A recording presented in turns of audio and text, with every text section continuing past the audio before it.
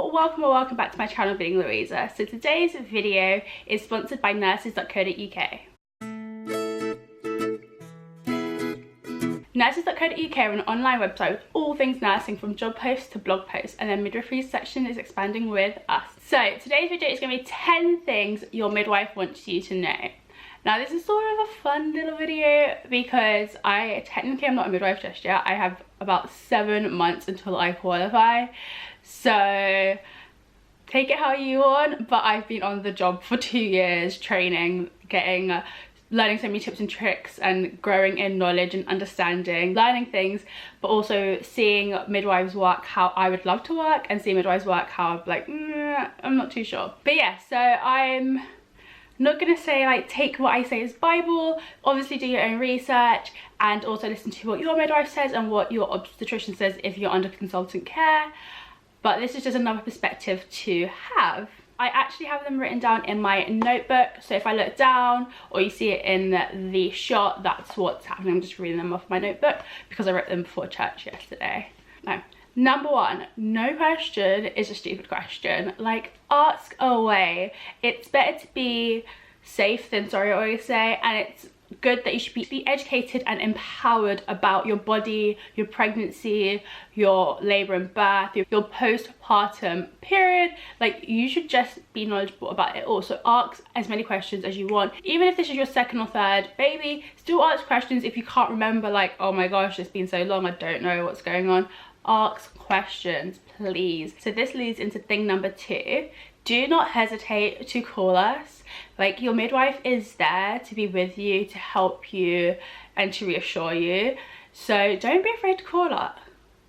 So don't be afraid to call us. Like, I feel like it's such an English thing to do. I've had so many women or men be like, oh, she didn't want to bug you, or like, oh, she didn't want to, like, you know, be a nuisance. And it's like, what? It's our job. Like, this is what we're here to do. Yeah, we may be busy at times, but we will make it a point to answer the phone, to see what's going on, or if you leave a message, to call you back. It's our job. Like, we are being paid to do this, but also we want to do this. So please call us, especially if you're worried about something. Call your local maternity unit, because it's better to be safe than sorry, okay? My mum always came out then, I was like, okay. But yeah. Thing number 3, every pregnancy is different. Just like every baby is different, every pregnancy is different. So just because something happened in your last pregnancy, it's not a definite that's going to happen in this pregnancy. So try not to worry about it. I'm a person, I never thought I would be this person, but I'm a person who's like, I don't like bad energies, like stresses, and like, I don't like it. Like, if you have a worry and like I say I meet you and I feel like there's something like weighing you down, I will ask you, obviously in a nice way, and like if we're like that kind of close, have you got any worries, like is there anything that you're thinking about? Because I want to get to the bottom of it, and I want you to like kind of hash it out so that it's not weighing on you throughout the whole entire time that we're together, or the whole entire time of your pregnancy, or whenever I meet you. Because I feel like when you have those negative things in your mind and you're constantly thinking it, I am a person, I've always, like, I mean always, from the moment I learned what this word was, I have always been a person who believes in self-fulfilling prophecies. I'm just that person. So I feel like when you are always constantly thinking like, oh, something bad's gonna happen, or this is gonna happen, or oh, I don't want this to happen, but like, oh, it's probably gonna happen, like, no, don't, please, because it probably will happen if you keep on thinking about it. But anyway, so just because something happened in your labor and birth doesn't mean it's gonna happen. And just if like, and if say your last baby couldn't breastfeed, doesn't mean this baby's gonna have trouble breastfeeding. This is different. It's a whole different situation. You've got to go in with a positive mindset. Sorry, I went off a tangent about the positive energy thing, but anyway. So thing number 4 is, from around 24 weeks, give or take a couple of weeks, baby should be getting into a pattern of movements. Obviously you might feel baby from way before 24 weeks, and it's really important if that you're aware of it, I should say. I'm not gonna say keep track, but that you're aware of that you're aware of when baby likes to move. Say it's baby loves to move loads at night when you're trying to go to bed, or baby moves loads in the morning right before work, or on your lunch break, or baby moves more once you've eaten, or like, you know, like little things like that. Just be aware of when baby likes to move generally, because it's something that if baby hasn't moved at all within a 24-hour period and it's gone, and especially if it's gone past the time of day when that's when baby loves to move, that is when you should definitely call up, go in and see what's going on. And I say call up because every maternity unit is different, so I don't know if you need to go straight to their triage, or if your community midwife can see you, or if they say go straight to labour and delivery, or if they tell you to go to DAU, which is day assessment unit, or fetal medicine. Like, I don't know, every unit is different. Like, it's different in my new trust, so every unit's different. So call your midwife, see what she says, where to go, then go there and get baby checked on. It's no worry. Again, it's better to be safe than sorry. My motto. That is literally my motto. Again, call up, come in, get it checked out. If you haven't felt baby move within a 24-hour period and you've had some downtime to try and really focus in and you still haven't felt baby move, definitely come in, especially if you're worried. Number 5, birth plans. It's a loaded topic, I feel like. It shouldn't be, but it is. I actually enjoy reading the birth plan, not gonna lie to you. I will search one out in a woman's notes if I have to. I just want to know what you are expecting. Like, I want to know what your expectations are. I like a good birth plan. Not everyone does. It is a big talked about topic. I think my only advice about birth plans is make sure your partner, like whoever your birthing partner is, knows your birth plan off by heart. Like, drill it to them, tell them all the scenarios that might happen and what you would want in that scenario, so that they can be your advocate. Because when you're in labor and like you don't have an epidural, you're in like labor, then you're going to be in your own little world. So your birthing partner is going to be your advocate, so make sure they know it. That's what I would say. And try and be flexible in certain things. I say that only because not all the time you get what you want, and so to save you a lot of disappointment, it's kind of good to be prepared to know, like, this is what I want, but I understand if it doesn't happen. That's kind of a good mindset to be in, so that you don't get too like traumatized or upset that you didn't get the birthing experience that you wanted. Only thing I'm going to put out there. But I do enjoy a good birth plan. But yeah, take it how you want to take it. Number 6. Now this one is sort of my pro tip. If you think your waters have gone, so say you feel like a constant trickle or a big gush, but you don't know if you wet yourself or not, put on a pad. Put on a thick maternity pad, or if you just have a thin pad, just put on a pad. Put on a pad so that it can absorb whatever leakage is there, and then call us up, come in, let's see what's going on, see if there's any contractions are happening. If contractions are happening, actually I'll tell you what to do about contractions next, but just see what's going on for a bit, and maybe have it on for an hour or so. Depends though. If you notice that it's really smelly or it's a strange colour, call up, go straight in. But if it just looks like clear fluids and you don't know what's going on, maybe have the pad on for about an hour, then call your local maternity unit. They'll tell you to go to like labour ward or triage or whatever. Go in so that us as midwives and student midwives, whoever's going to be there to greet you, can see your pad and be able to tell you like, yeah, this is amniotic fluids or this is pee. And it also tells us something really important. It will tell us what colour the amniotic fluid is. Is it a like kind of pinky bloodstain, which is fine? Is it clear, which is great? Or is it kind of green or brown? That might indicate meconium, which may say it actually might need to be monitored constantly. So that's kind of a good tool for us to be able to see, because when women come in and say, oh, I'm not too sure if it has happened or not, then we have to like do tests and stuff, and it's fine, but it's just kind of easier to be like, okay, you think it's gone, let's see your pad, great, it's gone, cool. Thing number 7 is contractions, surges, waves. When they start, keep a track of that. So kind of just note, I felt my first one this, like then, and then depending on the frequency of them and if they're regular or not, I would say call in. So if they're irregular, they'll be like either like one, like, oh, I felt one like the other day, nothing again, probably Braxton Hicks. If they're, or it could be like, oh, I bet one every 15 minutes, not frequent enough. or they're what it can be 8 minutes apart to 7 minutes apart to 10 minutes apart. They're irregular.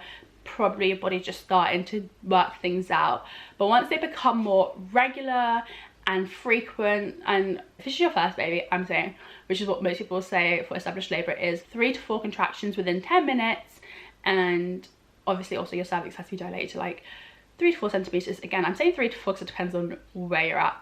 So for you, when you're at home, if your contractions and they're every 3 to 4 minutes and they've been that way for maybe about an hour, I would say that's a great time to call up, tell them what's going on, especially if your waters have gone, tell them the colour of your waters, put a pad on, and then come in, because that way you should be in established labour, hopefully, and hopefully the excitement and nervousness and the adrenaline that is produced from those two things, those two emotions, hopefully won't cut out the oxytocin too much, and so your contractions won't stop, hopefully, because that's why we say stay at home as long as possible, because the moment you come in, that's when your adrenaline is like let out full go, and it cuts out the oxytocin, which means that your contractions will end up stopping or slowing down.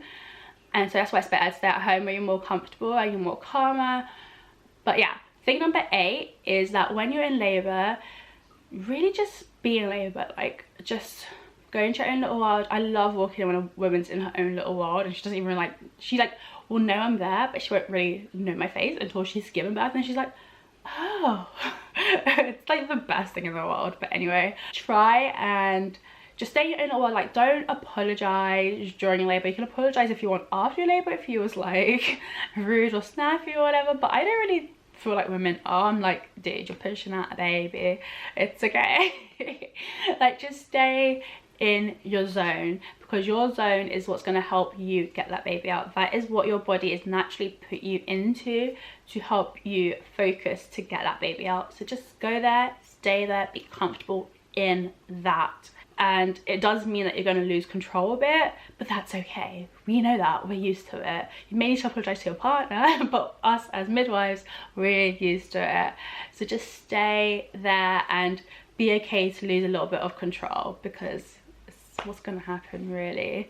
Unless you get an epidural, then who knows, you might not lose any control, you might only lose a tiny bit of control. But yeah, so that's number 8, is be in the moment, lose control, it's okay.